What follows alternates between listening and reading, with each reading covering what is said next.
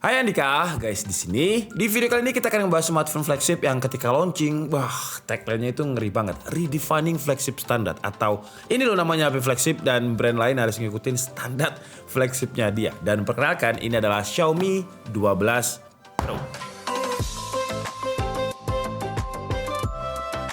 Kalau saya lihat di beberapa kolom komentar dan juga di beberapa forum, banyak yang bilang kalau untuk sekelas flagshipnya Xiaomi harganya masih terlalu mahal. Karena memang Xiaomi 12 Pro ini dibanderol dengan harga 13 juta kembali 1000. Untuk sebuah Snapdragon 8 Gen 1 memang dia bukan yang termurah. Brand lain itu harganya sekitar 9.999.000. Tapi Xiaomi 12 series ini juga ngeluarin versi lebih kompaknya, versi lebih ekonomisnya. Xiaomi 12 Non Pro yang harganya sama juga 9.999.000. Versi Xiaomi 12 Non Pro dimensi layarnya lebih kecil dan speknya pun juga nggak terlalu rata kanan.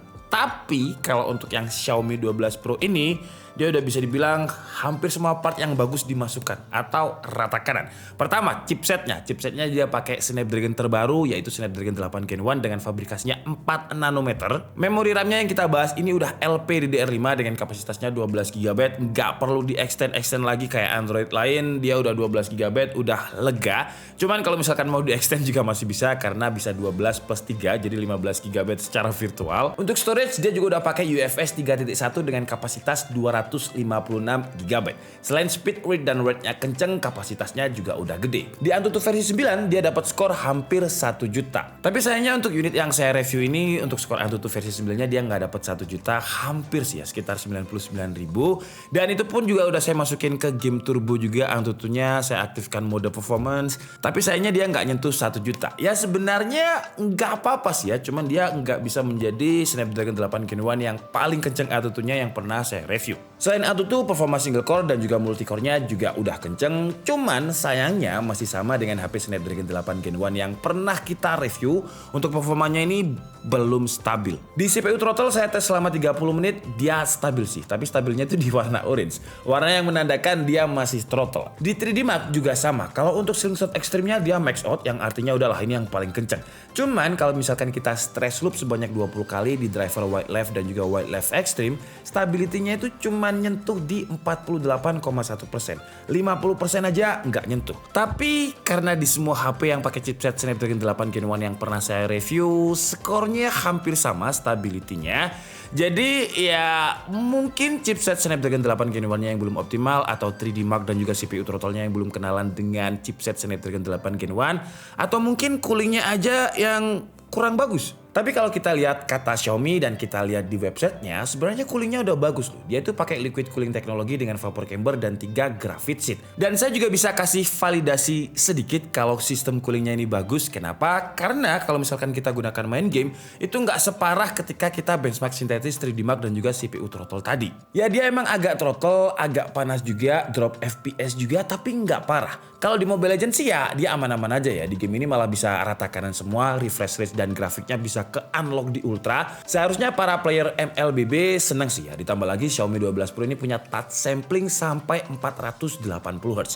Jadi bikin main itu lebih responsif dan bikin ketagihan karena saking mulusnya layarnya udah kayak kulit bayi lah mulusnya ini. Apalagi kalau di Mobile Legends ini kita aktifkan fitur performance mode ya. Wah, performanya itu jadi kerasa lebih responsif dan lebih mulus lagi. Di PUBG Mobile kita juga coba pakai performance mode dan memang dengan fitur performance mode ini juga belum bisa kebuka untuk 90 FPS-nya. Ya wajar sih ya karena memang biasanya untuk HP baru, software baru, terus juga chipset baru itu biasanya PUBG masih agak-agak jaim gitu. Jadi dia harus kenalan dulu biar bisa kebuka atau ke unlock 90 FPS-nya. Dan kalau di PUBG chipset Snapdragon 8 Gen 1 di tuningnya Xiaomi 12 Pro ini nggak ada masalah sih ya, dia bisa stabil di 60 FPS. Cuman memang kalau misalkan mainnya udah agak terlalu lama terus HP-nya udah lumayan hangat ya ada drop FPS, tapi dropnya itu nggak gimana-gimana kayak di game Genshin Impact. Di game Genshin Impact kalau misalkan kita nggak pakai fitur performance mode dengan grafiknya rata kanan, chartnya itu bisa naik turun dan main kayak kurang enak gitu. Cuman kalau misalkan kita pakai fitur performance mode, FPS-nya bisa lebih stabil dan juga lebih tinggi walaupun settingannya rata. Dan setelah kita benchmark sintetis, terus kita main game berjam-jam, saya coba FLIR untuk suhu permukaannya. Dan yang bagian depan paling panas itu ada di bagian pojok kiri dengan 41 derajat Celcius.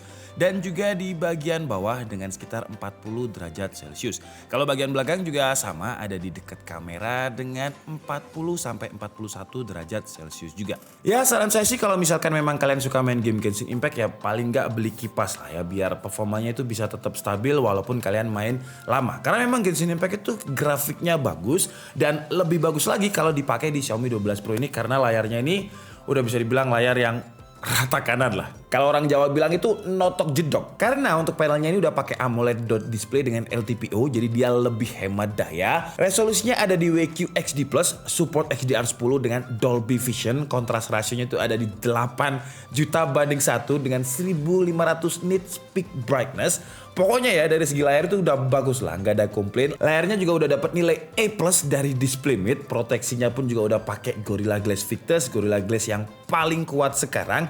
Ibarat nilai kuliah, kalau misalkan kuliah itu kan E ya. Cuman kalau misalkan ini udah E+, jadi udah yang paling rata kanan gitu. Cuman kalau misalkan udah terlalu lama nonton di layarnya Xiaomi 12 Pro ini, mata saya kayak agak pusing gitu. Walaupun dia udah ada SGS Eye Care certification-nya. Biasanya saya akan ganti color SIM-nya itu ke original color aja. Karena kalau misalkan saya pakai yang vivid, warnanya itu jadi terlalu tajam. Mata saya tuh agak sakit kalau misalkan warnanya terlalu menusuk gitu ke mata. Cuman kalau masalah ini sih tergantung preferensi masing-masing, dan untuk settingan color SIM-nya ini kita bisa atur, kita bisa adjust juga untuk color gamut nya di bagian setting. Dari segi layarnya udah bagus, cuman PR-nya masih sama seperti generasi sebelumnya, yaitu Adaptive Sync Pro-nya yang katanya 10-120 Hz itu kadang-kadang kayak ngebug atau nggak stabil. Jadi beberapa aplikasi nggak sesuai dengan refresh-nya. Kalau statik dia memang kadang bisa menyentuh yang terendah 10 Hz, cuman kalau digunakan untuk nonton video dia kadang stuck di 60 Hz. Di game yang udah support 120 Hz kayak Subway Surfer dia juga masih stuck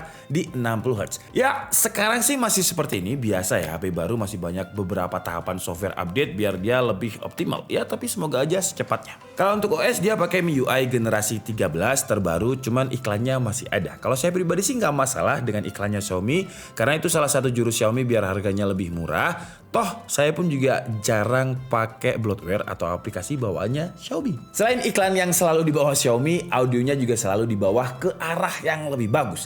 Di Xiaomi 12 Pro ini kualitas speakernya udah imersif banget, gila sih ini ya. Dia pakai Harman Kardon, support DTS Atmos juga, dan dia punya quad speaker, jadi dengan 2 tweeter dan juga 2 woofer. Cuman biar pengalaman dengerinnya itu lebih enak, saran saya sih posisikan HP-nya horizontal. Kalau vertikal suaranya sih enak, cuman kayak lebih nendang dan juga lebih suron ketika posisi HP-nya horizontal. Toh kalau misalkan posisinya horizontal seperti ini, kalau misalkan kalian gunakan untuk streaming, contohnya Netflix, dia aspek rasionya juga 20:9, jadi masih ranah-ranah sinematik. Netflix-nya pun juga udah lolos atau udah punya security wideband L1 dengan HDR10 juga, dan juga udah support Dolby Vision, Dolby Atmos. Jadi kalau digunakan untuk nonton sih enak sih. Xiaomi di seri 12-nya ini juga udah tobat. Kalau tahun lalu si Mi 11 itu kita nggak dapat adapter. Di Xiaomi 12 Pro ini kita dapat adapter. Apalagi adapternya ini bukan adapter yang ala-ala gitu ya. Jadi adapternya dikasih yang 120 watt. Gila gak ya? Udah kayak chargernya laptop 120 watt. Dan kalau untuk waktu pengecasannya 0 ke 100% kalau kita nggak pakai mode boost itu sekitar 27 menit. Terus kalau misalkan kita pakai mode boost itu 20 menit. Gila kayak 20 menit itu kalian tinggal mandi aja 0 ke 100% dia udah penuh. Cuman kalau mau pakai mode boostnya suhu memori, CPU dan baterai jadi anget. Ada di kisaran 43 derajat Celcius. Saran saya sih pakai mode standarnya aja. Toh selisih cuma 7 menit doang daripada HP-nya panas. Dan kalau baterainya panas biasanya akan cepat aus, jadi baterai health-nya nanti jadi nggak beres. Sebenarnya Xiaomi sendiri udah punya fitur kalau misalkan kita masuk ke bagian setting terus baterai, itu ada fitur untuk optimize charging yang dia akan memperlambat waktu pengecasannya ketika nyentuh 80%. Cuman walaupun fitur optimize ini on, HP-nya masih hangat, jadi buat jaga-jaga aja lah ya, biar baterainya ini lebih awet. Karena baterainya ini selain 120 watt, dia juga udah support dengan 50 watt wireless turbo charging. Bayangkan ya, 50 watt wireless turbo charging. Jadi buat kalian yang suka ngecas wireless tanpa kabel itu juga cepat, 42 menit dari 0 ke 100%. Dan kalau misalkan teman kalian butuh bantuan, butuh MAH, kalian bisa sumbang karena dia juga udah support dengan 10 watt reverse charging. Kalau untuk kapasitas baterainya sebenarnya dia standar, jadi nggak terlalu gede, nggak terlalu kecil juga dengan 4500 mAh. Cuman kalau untuk daya tahan baterainya Dia ini lebih cepat habis dibandingkan Snapdragon 8 Gen 1 yang pernah saya review. Jadi kalau misalkan kita gunakan untuk main game Mobile Legends dengan performance mode-nya itu aktif, setengah jam dia berkurang sekitar 14%. Genshin Impact setengah jam dengan performance mode juga dia berkurang sekitar 28%. Jadi lumayan boros untuk sebuah HP Snapdragon 8 Gen 1. Jadi sekarang kalian udah tahu kan ya kenapa Xiaomi ngasih charger 120 watt. Dan tadi di awal saya bilang kalau Xiaomi 12 Pro ini dikasih spesifikasi yang rata kanan, bahkan untuk kameranya. Jadi kamera belakangnya ini triple kamera yang semuanya itu 50 megapiksel. Jadi semuanya kepake gitu. Nggak kayak brand lain yang memang main kameranya itu 108 megapiksel, tapi kamera lainnya 0,3 megapiksel. Buat apa gitu kamera 0,3 megapiksel? Cuman buat nambah-nambahin lensa aja. Kalau Xiaomi 12 Pro ketiganya itu 50 megapiksel. Walaupun memang untuk main kameranya ada perbedaan sensor ya. Untuk main kameranya itu 50 megapiksel, sensornya pakai Sony IMX707 dan ada OIS-nya juga. Untuk kamera utamanya kalau masalah detail nggak ada masalah lah ya. Kemampuan menangkap cahayanya juga oke, nggak ada masalah. Di kondisi low light juga masih terlihat terang dibandingkan cahaya aslinya yang banyak orang suka. Karena siapa yang suka kalau misalkan gambarnya terlalu gelap kan ya. Noise-nya juga nggak terlalu banyak, warnanya itu juga nggak terlalu oversaturated, masih mendekati warna aslinya, nggak bergeser terlalu banyak. Cuman kontras rasio dan HDR-nya kalau saya sih kurang suka ya, kayak masih banyak area yang terlalu gelap. Jadinya kayak kurang realistis dan terlalu dramatis. Untuk kamera ultrawide ya memang dia nggak sedetail kamera utama, cuman untuk sekelas flagship menurut saya perbedaannya itu kayak terlalu signifikan gitu. Walaupun resolusinya sama-sama 50 megapiksel, ya sensornya beda sih ya. Apalagi kamera telenya, karena dia cuma ada AIS, nggak ada OIS. Kadang kalau foto light dan tangan kita tremor, wah itu agak susah untuk memfokuskan objeknya. Paling nggak, walaupun bukaan dan juga sensornya beda-beda tiap lensa, next Xiaomi mungkin bisa enhance software-nya aja, biar minim gitu perbedaannya. Kadang juga konsistensi ketika ambil gambar itu juga berubah-ubah.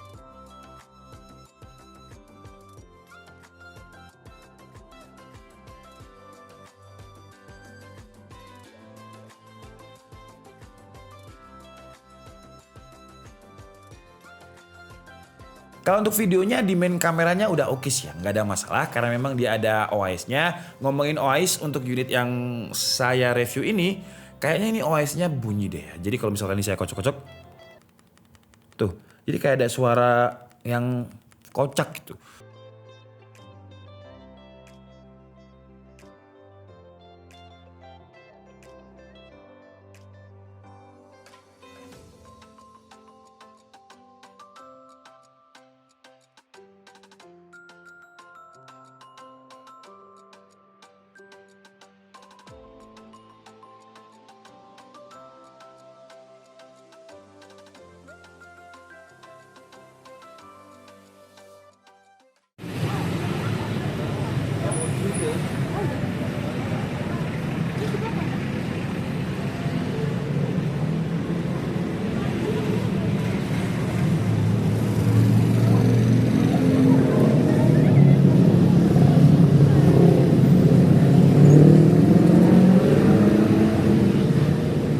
Oke guys, jadi mungkin cukup.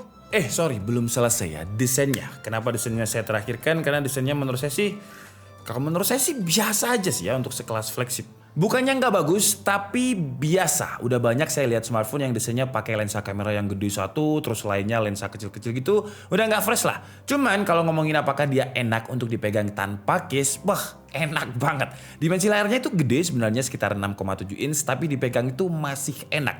Karena bagian pinggirannya masih ada rounded curve-nya, bagian belakangnya juga dibikin bertekstur agak keset, agak mid-mid gimana gitu, jadi nggak terlalu licin. Untuk bobotnya dia nggak terlalu ringan, ada di 205 gram, terus ketebalannya 8,1 mm.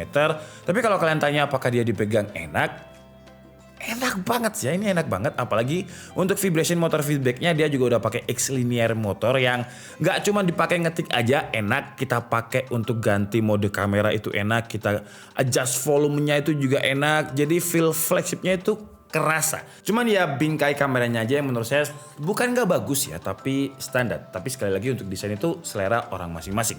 Sekarang kita lanjut ke konektivitas. Untuk konektivitas karena flagship jelas dia udah support dual SIM 5G, Wi-Fi-nya juga udah pakai Wi-Fi 6E dengan Bluetooth versi 5.2. Untuk port di bagian atas dia ada ear blaster yang ini penting banget buat saya. Kenapa? Karena remote AC saya ini sering hilang. Jadi tinggal pakai Xiaomi aja bisa nyala lagi. Terus di sebelah ear blaster ada mic, ada speaker, terus di bagian kanan ada volume up and down, terus juga ada tombol power. Di bagian bawah ada SIM tray yang sayangnya dia nggak bisa di-expand lagi ya untuk storage-nya. Tapi storage-nya udah 256 GB. Kalau buat saya sih cukup ya. Terus dia ada port USB-C yang sayangnya belum support dengan DisplayPort. Terus ada speaker. Di bagian kirinya nggak ada apa-apa. Kalau untuk fitur-fitur flagship lain, kalau kalian tanya sensor-sensornya dia udah lengkap, NFC-nya pun juga udah ada. Terus dari segi security juga udah lengkap, ada in-display fingerprint, ada AI face unlock juga. Jadi ya seperti yang saya bilang tadi, kenapa dia harganya 13 juta? Karena hampir semua part rata kanan dimasukkan di Xiaomi 12 Pro ini. Tapi ada part yang juga nggak ada untuk ukuran flagship, yaitu dia nggak ada IP man ratingnya ya. Jangan sampai kena air lah pokoknya, nggak ada IP ratingnya. Oke, jadi mungkin cukup segitu aja video review dari Xiaomi 12 Pro kali ini. Dan kesimpulannya Xiaomi sih masih tetap menjadi Xiaomi dengan memberikan harga yang murah dengan spesifikasi yang wah. Cuman untuk Xiaomi 12 Pro ini memang masih ada beberapa kekurangan. Yang paling saya nggak suka adalah baterainya cepat habis. Walaupun ngecasnya cepat, tapi kalau saya sih bakalan milih baterai yang awet daripada ngecas secara terus-menerus. Terus di beberapa kondisi Genshin Impact, benchmark sintetis tadi dia juga masih lumayan panas.